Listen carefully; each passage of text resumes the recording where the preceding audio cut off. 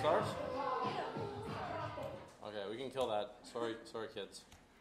Okay, I don't know what I should expect from this presentation now, but please welcome James here. Thank you very much. Wow. So I hope you can all hear me in the back. I'm going to talk very quickly. There's a few seats in front and around if you gentlemen in the side want to sit. Grab a seat. I'm going to go very quickly. I know you're all great learning, and I'm going to try and do this a little bit fast because I want to show you lots of cool demos. So if you're really desperately lost, let me know, but I'm going to try and take more questions at the end if I can. And I'm going to sit down a bit, so hope you don't mind.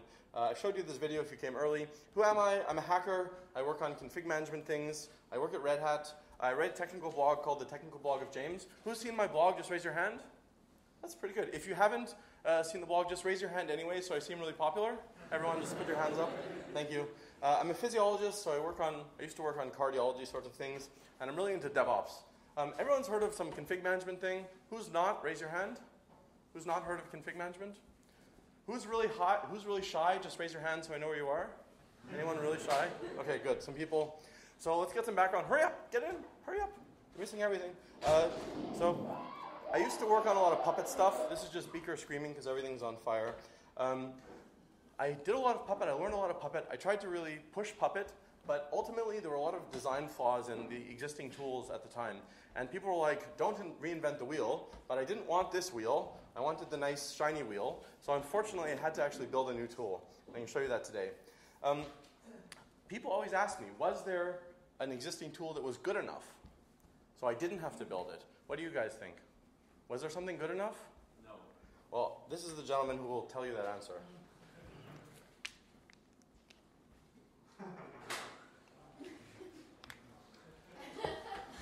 He just, nope.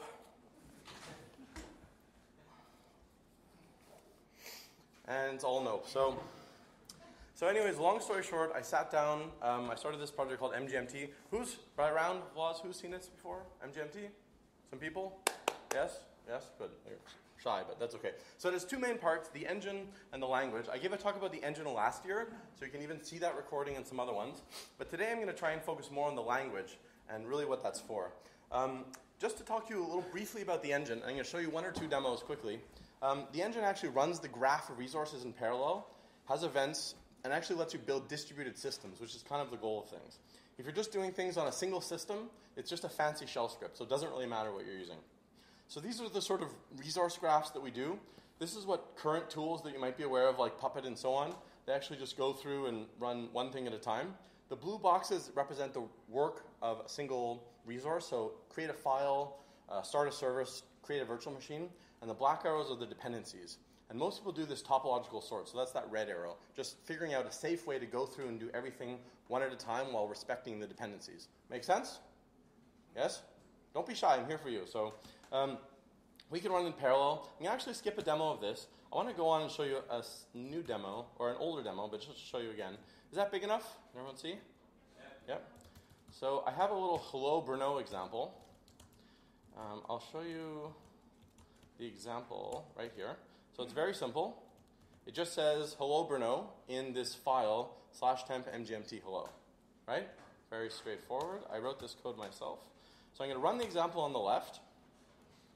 I'm going to go over here on the right, and you can see the file actually did get created. I can show you, the contents are actually hello. That works. And the cool thing is if you remove the file, it comes right back. Right? It works in real time. So remove the file, and it comes right back instantly.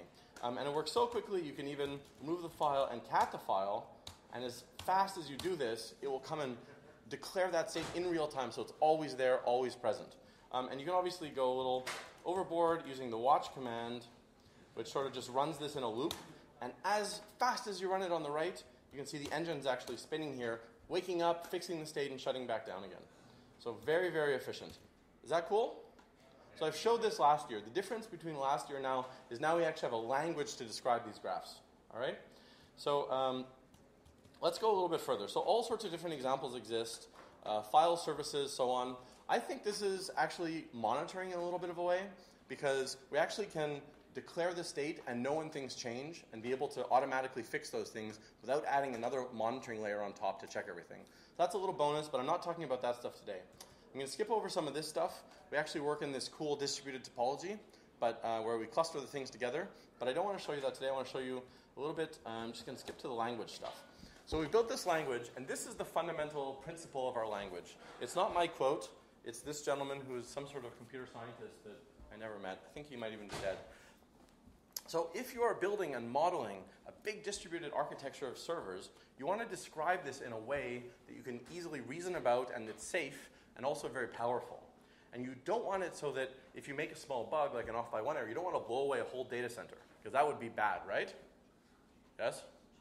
Depending on your opinion, but generally considered bad. So the language has a few properties. We said it should be safe, should be very powerful, and should be very easy to reason about what's happening. There's some properties about this that I'm going to show you, and I think a demo serves best.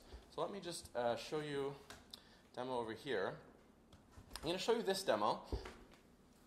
So it's actually kind of strange. So we have at the top this y1 variable, which equals whatever this date time function returns plus a year. But kind of strangely out of order, the year is defined down here. So that just is the number of seconds in a year. So it's adding those two together. The time plus a year of seconds equals that. And then it's going to take the load, whatever that function returns, it's the system load, and put this all into a big struct, and then print that out to a file. So I want to show you this actually running, if you'd like. So, oops, I cannot spell. There we go. So I'm going to run this on the left, and it's starting up. Perfect. So I can actually just I'm going to just do this watch in a loop. So you can actually see, oops, I cannot spell today. There we go. So what is actually happening is the engine is running in real time on the left. And on the right, you actually see the contents of that text file. And what's actually happening is the Mgmt engine, every second in this case, it realizes that that code is outputting something different, and it's streaming that into the text file, which changes every second. So you can actually see the time per second is changing every second. And if you watch the load average value that we just printed out, that actually changes about every 5 seconds. Because every 5 seconds, the kernel recalculates a load value and dumps it into that file. Does that make sense? So this is what's called a reactive programming language. They've typically only been used for web UI sort of garbage until date. But it's not to diss the web UI people. It's just not interesting to me. So that's what we can do. And now we have all these properties, a date time, we have the load, error streams, all sorts of different variables that change. And in real time, we can react and make decisions based on that. So what sort of decisions could we make? So just for fun, you might see this extra thing at the bottom, this VU. So just as a completely ridiculous example, I made a little VU meter that tells the volume based on what my microphone is hearing in the room. So if we're very, very quiet, it drops very close to 0. And if it's louder, it's going to go really loud. And what you could do actually is you could actually build a system that detects the volume in your sysadmin office. And if it's really loud because everyone's screaming, you might automatically set like some servers to read only so that you don't change the config and break something. Right? You're fighting, it's a bad idea, let's just keep things calm. And just to prove to you this actually works, what we're going to do is we're going to be really quiet, and when I point at you, we're going to make some loud noise and applause and see if it goes up. All right? You ready?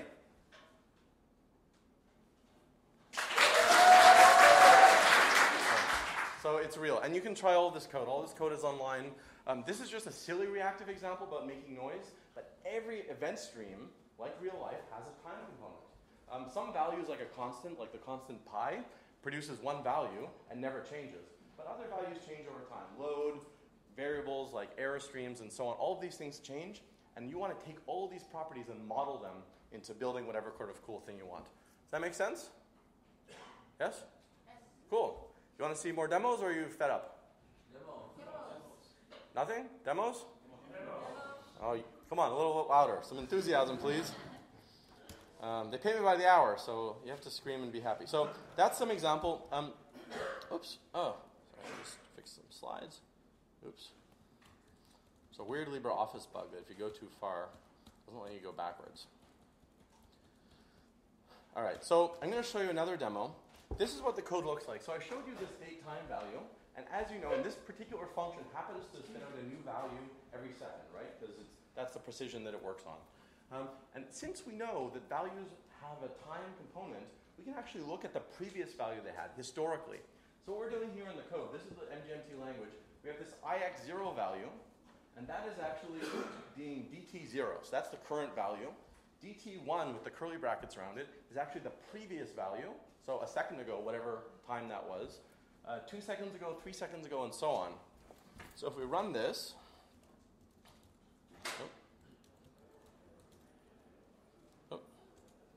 so we just run this example here. And I'm just going to do the same thing. I'm just going to print out the contents of that. History. So I've just blasted this out into a file. And you can see actually, it's actually showing you the last 3 values plus the current time. So we actually now can make decisions on the current state of things, but also the previous state, right? So we can look at trends and all sorts of other things and model our infrastructure. Okay, make autonomous decisions, make reactive decisions about things. So that's just a silly example. Let's look at something a little bit more concrete.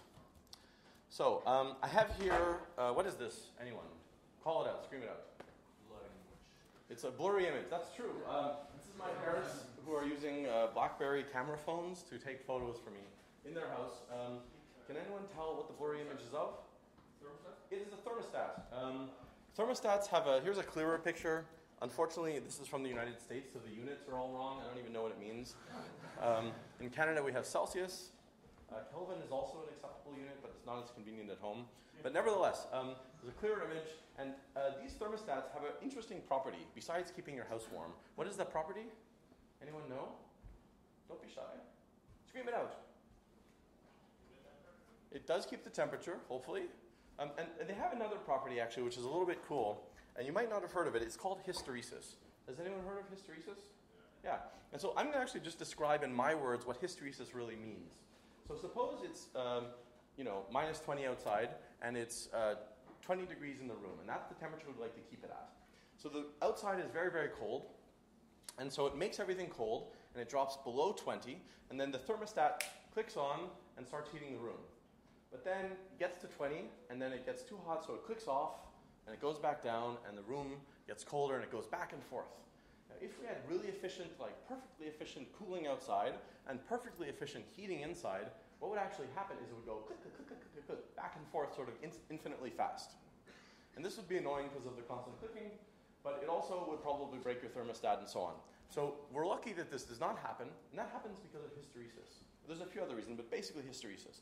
So what we actually do is when the temperature hits, it goes up in the room, it climbs till 20, and then when we get to 20, we actually let the room cool down, but not just below 19, we go down to say 18, for example. And once we've dropped below that threshold of 18, then we turn back the heater on. And then when it goes up to 20, then we stop, and we wait till it goes down below that threshold. And that gives us a little interval of a window where we can actually not just flip back and forth when we're at 20.1 and 19.9. Does that make sense? Yes? If you're confused about this, let me know now. We think we're ahead of time, so don't be shy. Anyone? You're happy? Okay. Do you want to see a demo of why this is useful? Okay. Demos? So what I actually have is I have a little hysteresis demo here. And what we're going to do... So what I'm going to do here on the right is I'm just going to run this watch command, which is every half a second, it's going to print out some text file where I'm just blasting some data for you to see. And I'm going to run the verse list command also. So I'm going to run that on the right. And you can actually see Mgmt is actually running continuously. And the code that I'm actually running looks like this. So unfortunately, there's no syntax highlighting. That is one of the shitty points about writing a new language. You have to pretend there's colors everywhere. A little bit cut off on the side. It's weird. Here, let's just... Yeah, so what we're actually seeing is we just have some file at the top, and we're just spitting out a bunch of variables so you can see them. And right down here, this is just a very simple hysteresis implementation. We might actually build this into the language as a primitive, but just for now, it's just shown like that. And what we're actually doing is we have these virtual machine resources that actually declare the state of a virtual machine in real time. And if the load is normal, we're going to just have both VMs running, but if the load gets too high, we're actually going to schedule one machine to shut down. And so what that means is if we look here, you can see that the system load is 0.19. Where'd my mouse go? There we go. It's 0.19. And the idea is, suppose that the VMs are doing a lot of work. That might mean that there's a lot of contention on that machine, and we might want to shut one down and move it to another server somewhere else, just so that we have more capacity for our other hosts. So let's just, instead of actually generating work on the VMs, I'm just going to just cheat, and on my host here, I'm just going to just generate a whole bunch of fake load. So we'll just do a tree there, we'll run some yes commands, and hopefully this load is going to start going up. And when it hits the threshold of 1.5, you should see it's going to shut down one of the VMs. Okay, so let's watch that. It's going up. Let's open up one more yes. I don't know if you can tell, but this is running on my crappy laptop, so this is a big deal. So it's going up, 0.76. There we go, 1.4, almost there. Then we'll shut it down. So watch when it hits 1.5. Oh, so close. Okay, perfect. We hit 2, and you can see that one of the VMs shut down. That was our reactive language noticing this and responding in real time to do that. But as I said, we have this hysteresis built in because we know what the previous values were. So when we drop below 1.5, I've set it so that there's a hysteresis of 10 seconds. So if it stays below 1.5 for 10 seconds, then it will finally start that VM up again. So we're just going to wait for it to drop. It's still above, so we're still waiting. 1.9, 1.7, getting there. It's like a rocket taking off, but backwards. Okay, 1.8. Come on, laptop. You can do this. 1.6. That's why live demos are fun. You have to wait sometimes. 1.5. Oh, come on. Here we go. So nothing's going to happen when we hit below. Okay, let's see. So 1.4, we're below. We're counting about 10 seconds. So we'll see. That's 5 seconds. So in about 2 seconds, 1, boom, and you see it started up again. Is that cool? Like that? You can applaud if you like. Okay. I've been thinking about this demo, that particular demo, for a very long time. I'm glad I've finally been able to build it, and you can actually all try this exact same demo at home. But instead of VMs, maybe you'll pick containers. Instead of hysteresis, you might model something different or a more complex scenario. That's really up to you. My goal is not to be the imagination or the person who decides how you structure your clusters and how you structure your infrastructure. I just want to give you a general purpose tool, a language and an engine, which lets you be creative, which lets you paint and lets you really decide what you want to build and how you want to build it. I have some more demos, but I'd like to talk about some serious stuff first. Do you want to see some more, or are you fed up? Yes? Okay. I'm just going to kill this. I'm going to shut this down. Just going to close these VMs. Does anyone have any quick questions before I go on? Yes? If you're shy, don't worry. We're doing good for time. So happy to answer questions if anyone has some. If not, so I want to point out just briefly some interesting properties about the language. So the ideal thing would be if you write your code and it compiles, that it never crashes. Right? And this is actually a property which is possible basically in some programming languages. Obviously, if you set the server on fire, yeah, it might behave badly, but for a physically healthy machine, it's something that is a reasonable property. I think we're pretty close to that. Our language is designed with that in mind. There's a few exceptions. But actually, even as a bonus, even though we aim to eliminate that entire class of bugs, so no seg faults, no null pointer problems, and so on, the language itself, what it actually does is when it runs, it's reactive. So it knows when it needs to update the resources. And the resources are actually a set of resources which get assembled into a graph. That was that initial drawing I showed you at the beginning. And that graph gets pushed to the engine which says, please run this. So please run this graph that has a file which has these contents. And then a second later, it changes it again, and so on and so on. And it does that stream of graphs gets pushed from the language to the engine. And that happens as often as you want. It might happen only once, and then never again for a very simple static file. Or it might happen every second, or it might not change at all for 30 seconds and then burst a few graphs and so on. That's all figured out automatically. But if, for example, the language did crash or break in some way, the good thing is it just wouldn't send a graph. and so nothing would actually change in your infrastructure. So we can actually still be relatively safe, even if we had a language that crashes. Remember I showed you how the code was out of order before in that example? Yes? No? You should not write your code out of order. That is super confusing. But it's a funny property of this special DSL that code actually doesn't have an intrinsic native order. So the code itself actually represents data flows, right? From the variable to the person that's consuming the variable and so on. So even if you had things out of order, it actually knows where everything goes, right? And it actually has another graph that represents that structure. And we might actually add an option in the compiler to enforce that you actually write it in order, but to be determined. So just a fine thing. Variables are actually immutable in our language. So if you did something like x equals 4 and then x equals 5, that's a common source of bugs. Not those particular two lines, but those types of bugs are something that happens in programs. So variables are actually immutable. So if you redefine a variable, the compiler will notice and it won't let you compile the code. And so that's just an extra safety property, which should help. I talked to you about hysteresis. Hysteresis is really useful because it lets you make these real-time decisions about what's going on. And we can do sort of sequence-based hysteresis, where we actually look at the previous value and so on. And we can also do time-based hysteresis, potentially, where we look, what was the value 5 minutes ago instead? So that's up to you. There's different things you can do, and just sort of, hopefully you can use your imagination to see what you actually want to build. I talked to you about how everything is reactive. So the load variables, date and time, and so on. But eventually, in the future, we might have error scenarios as well, where you might respond to an error. So for example, you have a RAID system which says, oh, a hard drive has died. So that's an event on a sort of RAID function, for example.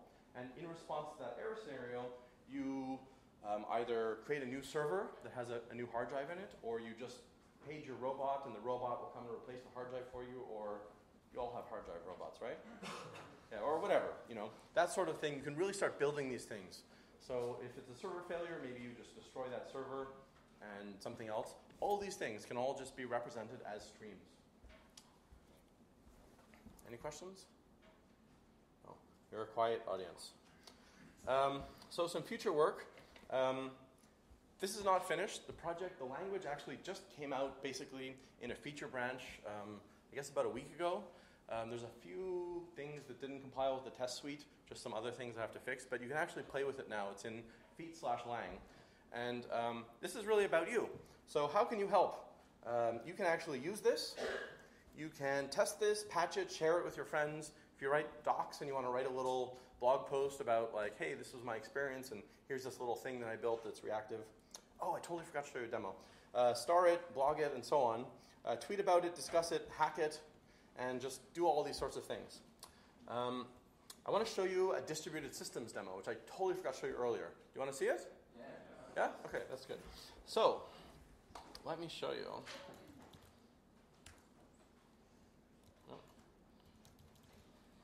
I don't know why I forgot to show it to you. So, what we're going to do here, I'm going to start up one Mgmt machine. I don't know why I didn't show you this earlier. Cool. Just remove all this stuff here. So,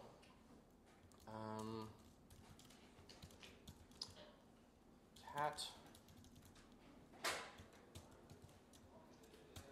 So as I said earlier, if we're doing things on single machines, it's not really too interesting. It's much more interesting when we have clusters of things. And so what I'm going to do here on the right is I'm just going to run this watch command, which is just going to show me what's in these 4 files. Now, what we're actually doing is we're going to start up Mgmt. Let me just show you the code, actually. This is the code which we're going to run on each server, just this part at the bottom here. And here's what we do. We have this random1 file, this random1 function, which takes an input parameter of 8. And what that means is it's going to generate a string, a random string of length 8. And it's going to store that in that first variable. Then what we're going to do, maybe if I just move this over. It keeps getting cut off. Is that better? Yeah. So it's taking that, this is running on one host. So it takes that random variable, and then it puts that into this exchange function, which under a certain namespace. So we called it key namespace. An exchange is actually going to look into the distributed cluster and see who's there. So it's going to say, oh, I'm host name 1, so I'm going to put the random variable into this cluster and see who else is in there, which will get returned here as this exchange value. And then we're going to print that out right there. So that's going to have a list of everyone who's there. So when we run this, on the first one, you see that we have a map that's returned, and it says h1 is some random string. But if we run a second one, they're going to cluster themselves together automatically. Let's see what happens. And you can see in real time, now, oops. There we go. In real time, now there's the first machine has responded, and it can see itself and the other machine. And the second machine can see itself and the first machine. Okay? So this is kind of like imagine you're coming into a big room, like a conference room. You get into the room and say, hi, I'm James, and my password or some secret that I want to tell you is like 42. And then the next person comes in, and they say, hey, okay, I'm Julie. My password is 12, and I see James, and he has that string also. So it's kind of a service discovery mechanism. And if we start a third machine up,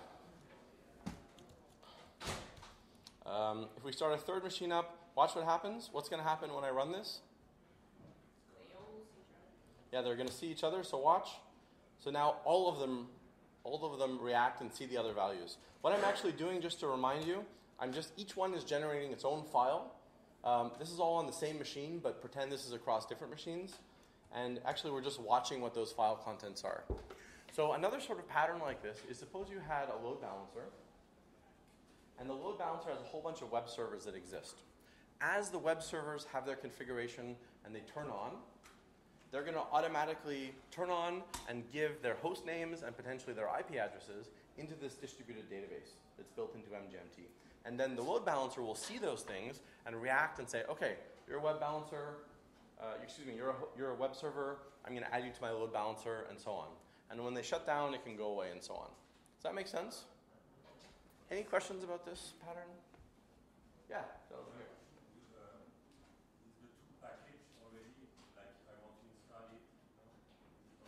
Is it packaged? Yeah. Unfortunately, I don't think it is. It's an important part. If you have RPM skills, there was an Arch package which is updated relatively frequently. I think someone had started to work on a Fedora package and a Debian package, but all those were not finished. Maybe a container. Maybe a container. There is some stuff like that.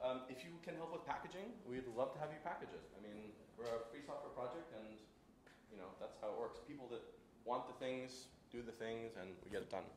So yeah, please do that.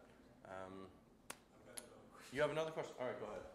How would you compare the two Puppet in terms of resources that already exist in Puppet maybe and that are lacking? Yeah. So what resources exist in Puppet? So we have quite a lot of resources. I can actually just show you. Let me just kill this quickly. And you can shut it down nicely, but I can actually show you in the code what resources we have. There's actually a nice little list here. So these are all the, where is it? Oh.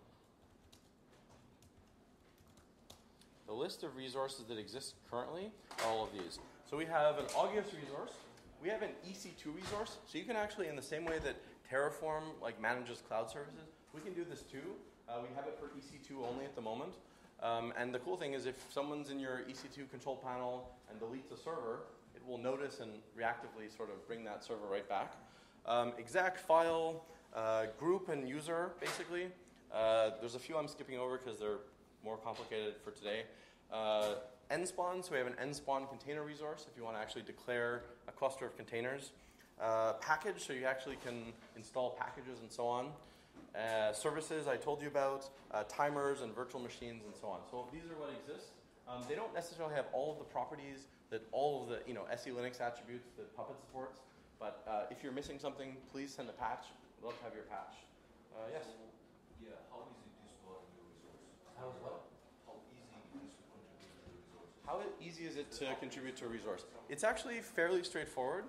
It's written in Golang. So there's a few methods you have to implement. There's basically a startup and a shutdown method, which you can implement if you need them.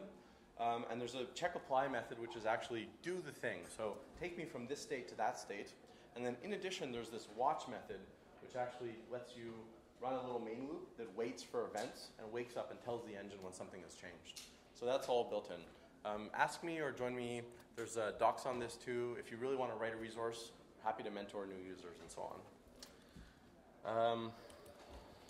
I have one more bonus demo. Unless you have any more questions, we can go through a few more things. Yeah, go ahead. Does a simple resource like datetime or load would be fairly sheltered? Pardon me? It shows the code of a simple resource like datetime Yes. or load. So datetime is actually a function which generates streams of values, but we also have resources which are reactive as well. But yeah, let me finish, and at the end, if we have some time, I'll show you, sure. So hack it and so on. Here's just sort of a little political comment. So this is actually the DevConf tweet thing, and I think someone pointed out their main thing is define the future. So I think this as a future tool, and I'm trying to build this and sort of decide what the future is going to be and hopefully build something innovative. That's my nice drawing. So a sad story. So I work for Red Hat. It's a Linux company that you might have heard of. They've actually been quite nice in that they've been funding my MGMT work for about a year and a half or maybe 2 years. It was a project which I started before I was at Red Hat, and they really liked the idea. And so they've been paying me. But unfortunately, they've removed all of my funding. In fact, even here on my own dime, because they do not even want to give me travel funding. So that's unfortunate because I think it's a good innovative thing. And hopefully I can convince you people that it's an innovative project as well. So I guess you can understand politically with some other software how it overlaps. But I think we're doing something that's worth pursuing. So if you like this project, please tell people. We're, I think, fairly popular. We've got over 1,000 GitHub stars, 1,060 and growing or something. And a whole bunch of contributors. And we mentor new contributors too. So if you want to be a pro hacker and learn how to build this stuff, hopefully we'll help you. You can get that online. Don't need a photo of that. We don't have a home right now. It's just me doing this in my spare time. So we need a home. If somehow you know where we could go, please let me know. So let's just recap of what we talked about so far. I'll let you recap. It's a bad joke of Arthur Benjamin putting the cap back on his pen. You guys like recapping jokes. That's cool. So you now know about the technical blog of James, right? Yes? All right, good. There's the project on GitHub, which you can check out. There's actually 2 recordings that you can find. One about the engine, one about the language, if you wanted to sort of see this stuff a little bit slower and pause and play with it. Obviously with the code as well. I've got a whole bunch of other blog posts about some of the different engine features, which you can read about. And I have a longer blog post about the language itself, which I'm probably going to be publishing within the week. So if you check back on my blog, you can check that out. I'm Purple Idea on IRC, on Twitter, GitHub, Gmail, redhat.com, and so on. So if you want to find me, I'm easy to find. What else? We have an IRC channel. If you want to lurk and hang out with us, we're up weird hours. When I'm working on new stuff, I sometimes tell people about it. Join. We have a Twitter account for some reason and a mailing list. This is just some silliness about things. Hopefully you can help me do a small gesture. If you like this talk, you need to go out and you have to tell your managers, this is dope work. You need to tell the organizers, and you have to do me a big favor, you need to vote. So if you go to this link, I made a little bit.ly link, or you just go on the schedule and click on my talk, you will find at the bottom a little voting page. So please go there, it takes 10 seconds, click a happy face.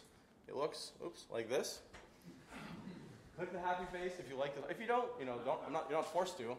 But click the happy face, write something that you think is fun about this, and vote. And so they will know that you enjoyed this talk, because I think it matters. So are you all going to vote? Is it a good deal? All right. Cool. Thank you very much.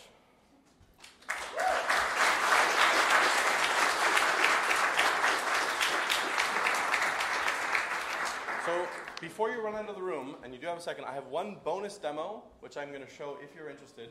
And I'm also happy to answer questions. So if there's a question, go ahead, and I can also show you a bonus demo. Yes?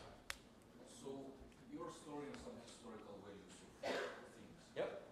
How memory effective is this, and how far I can go back? That is a great question. So the question was, when you're storing historical values, how far can you go back and how memory effective that is? This is actually an interesting design question in reactive languages. So at the moment, it will store as much as you want. So if you put in the variables like a gigabyte of data and you try and store 100 of them, you're eventually going to So that's an error scenario which would be bad. So you probably shouldn't do this. At the moment, I think that most of the hysteresis things you'll want to do only need fixed increments away. So you don't need to have a variable number in the back. So those in the curly brackets have to be integers. They can't be variables. But that is possible. So if you have a use case where you need to have variable hysteresis, which is really strange, then we might be able to talk about it. For now, it's just static things. So you have to be smart about it. Good question. So still, how much seconds back, if you speak about big bang? You can go back as far as, there's no fixed limit that says you cannot use this many. You could go back infinitely, but yes, it would use more and more RAM. Level, the Mgmt, how much does it store? So does it store some definite amount of values? No, It will run out of memory? Right, so the compiler is smart, so it only stores as much as you request. So if you have not requested in your code curly brackets 3, then it won't store those values, because it knows it's never going to need them. So as much as you request is actually what's going to be stored. It doesn't store stuff that is not ever going to get used.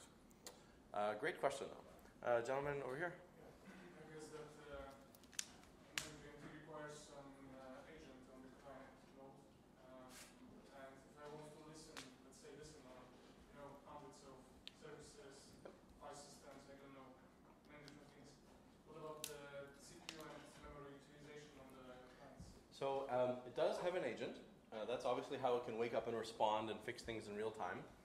If for some reason you do not want to run it as an agent, you can always run it in cron. It'll start up. You can have a -- converge timeout option, which will wait till the graph is finished running, and then when nothing else is happening, it will shut down, and then you can run it again in cron every 30 minutes if you like. That's sort of like how Puppet works. We think that the real-time nature is actually something as a bonus, but you do not have to use that. It's completely optional.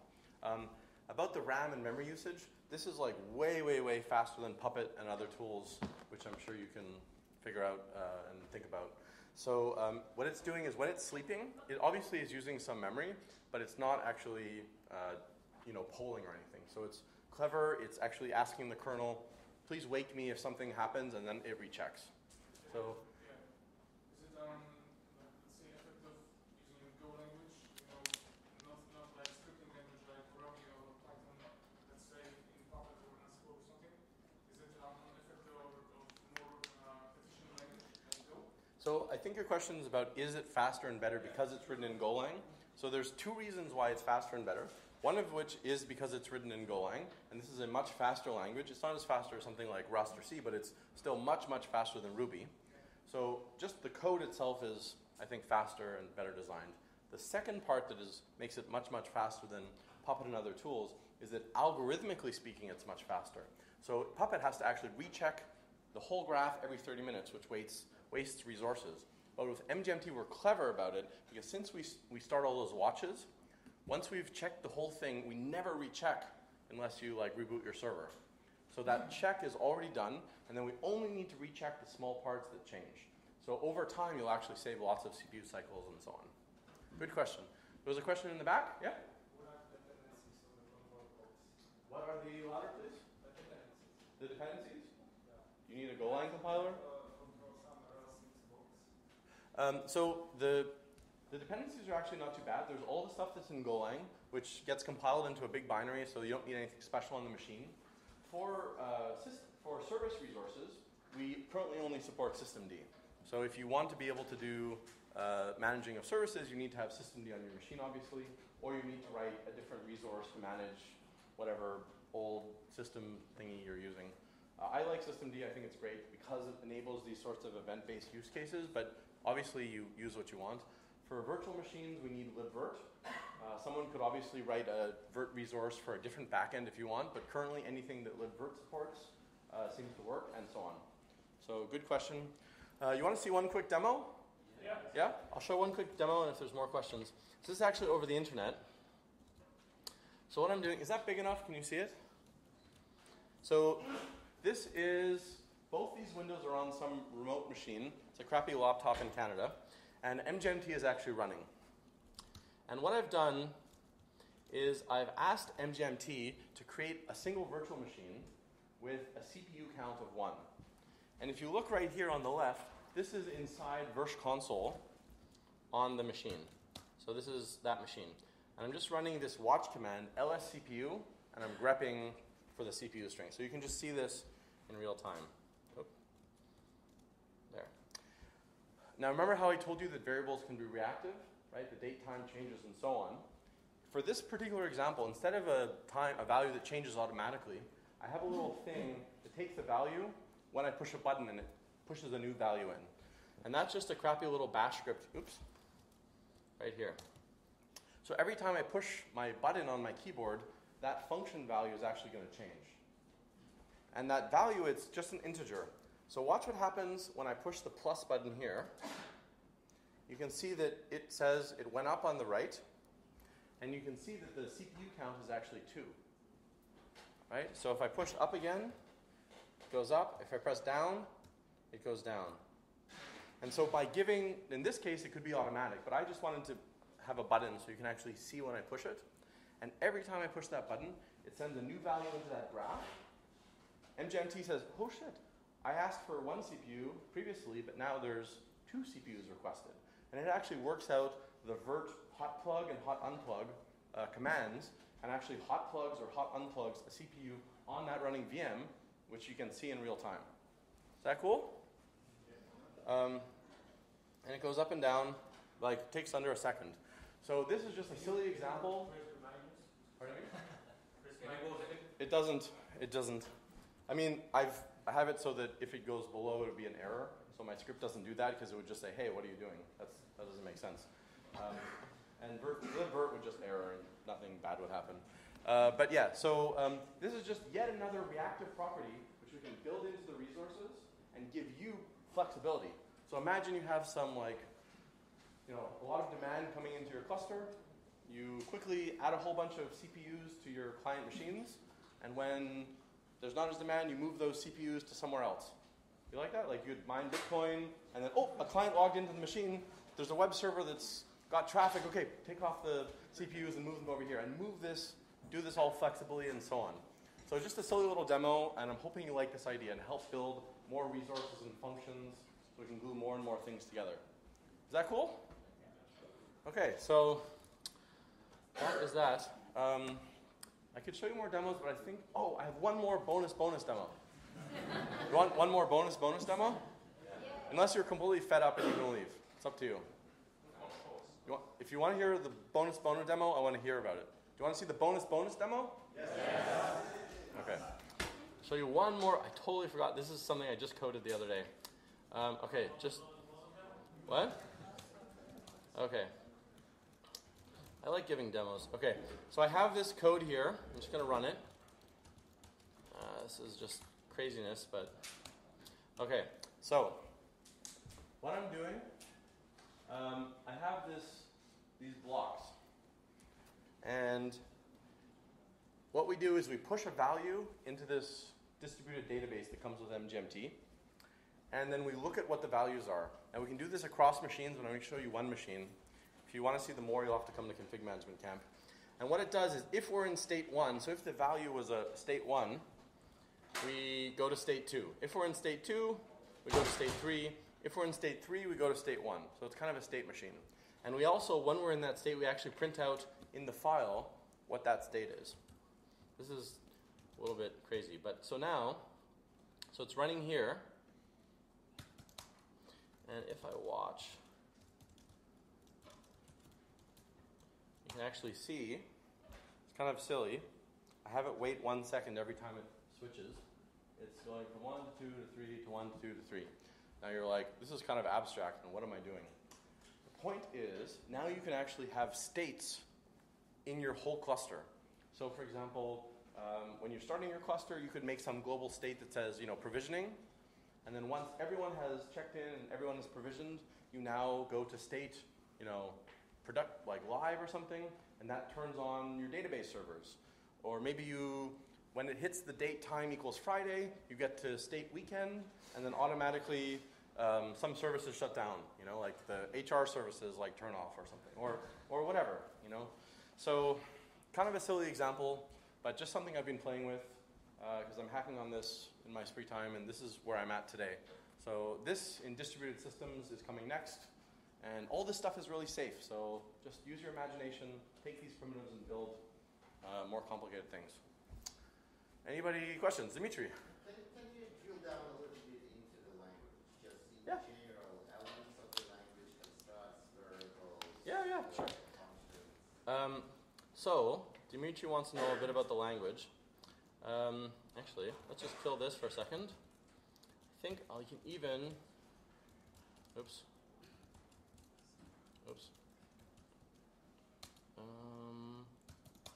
Make server. I gotta start Firefox, so it's gonna be slow. I'll show you quickly. We have like 10 minutes or so left, right? So I'll show you. This is a blog post which is coming. Oh boy. There we go. So this is a blog post which I haven't published yet. So this is like totally secret, brand new. Oh, where is it? Let's just kill that.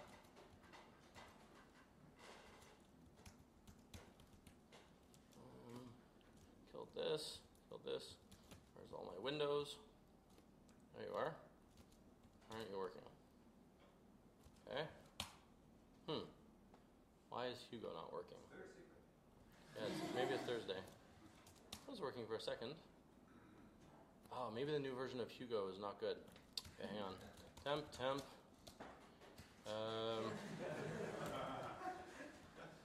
One too many demos. Yeah, hang on. Here we go. That's where it is.